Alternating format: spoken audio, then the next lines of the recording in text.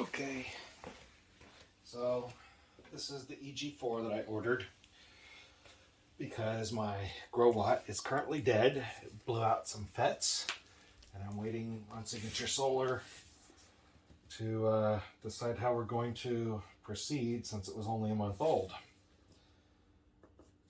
So I thought rather than be completely dead in the water, it's probably a good idea, since I eventually want to depend on solar completely for my household power, that I should have a backup unit anyway. It seems unfortunate that I would need one, but that's the nature of the beast at the moment.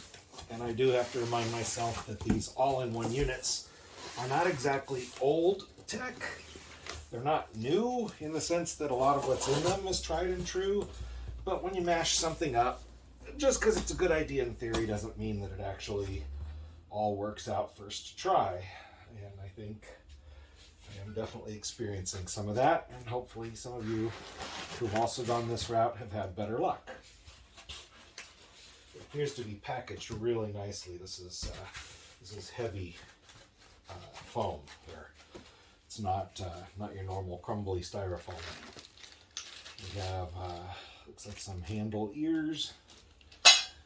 We have a CD, which somebody pointed out is kind of a problem because not everybody has CD players anymore. I think I'll be kind and make a zip file of this or something and post it. I don't know if that'll be all right or not. I'll double check before I do it, but if I can, I will share that where you can download it instead of needing a CD drive. I have one computer that I keep a CD drive on, my one desktop machine, just for junk like this. And I'm not even a Windows user or a Mac user. I'm a Linux guy. So, I find myself aggravated when things are Windows only as well. We've got a whole bunch of cables here. We've got our, 9-pin female to 9-pin male, or what does that do? Oh no, that goes RG45. 9-pin to RG45, that's different. And we have a 15 to 15, like an old VGA cord. They're obviously using it for communication.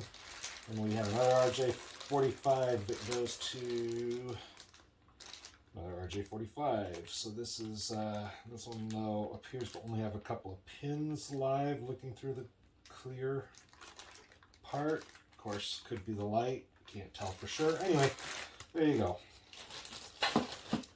And then the all-important machine. I do like the paint job. It doesn't appear to have any issues.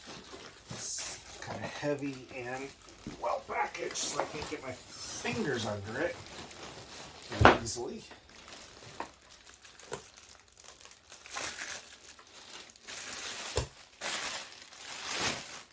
Handhold here. That's what I eventually got my fingers under to lift up.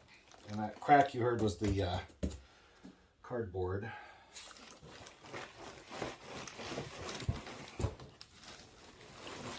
Transformers.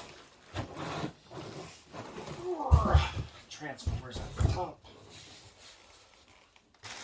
There we go.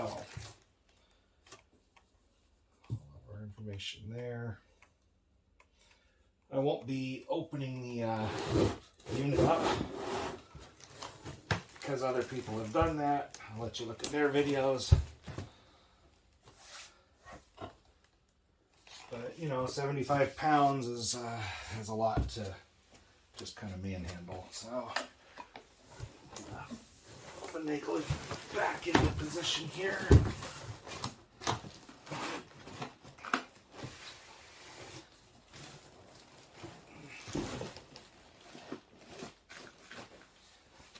I will have to hook it up.